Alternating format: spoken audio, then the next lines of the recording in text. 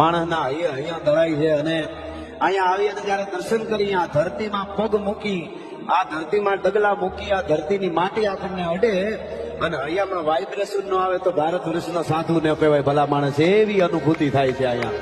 આમ કરી તો સ્વર્ગ મળે, આમ કરી તો સ્વર્ગ મળે, આમ કરી તો સ્વર્ગમાં જવાય. સ્વર્ગમાં જવાય એ વાતો સાંભળી હતી, પણ સ્વર્ગ અહીંયા આવે એ તો અહીંયા આવી જોઈ ત્યારે ખબર પડે કે સ્વર્ગ અહીંયા પણ આવે એમ, એવી અનુભૂતિ થાય છે. હા, અને છે ને દરેકના હૈયામાં બાપા બિરાજમાન છે, નકર આવું થાય જ નહીં કોઈ દી. આ વાત હકીકત છે અને હકીકત છે અને હકીકત છે, એવી મને તમને અનુભૂતિ થાય છે. બાપાના ભક્તરૂપી બાળકોને માનો હાથ ભરે, હાથ ભરી જાય. દુખી હોય, એકલો પડી ગયો હોય જીવનમાં, એવું લાગે અંધારાને ચારે બાજુથી ઓળા ઉતરવા માંડે, હવે દુનિયામાં મારું કોઈ નથી એવું જયારે લાગે, અને એકલો બાળક માંથી વસૂતો પડી ગયો હોય એવું જીવનમાં આપણને અનુભૂતિ થાય બાપાના ભક્તોને. અને એ વખતે બાપાનો હેતાળો હાથ ભરે તો બાળકને માં મળી ગઈ હોય.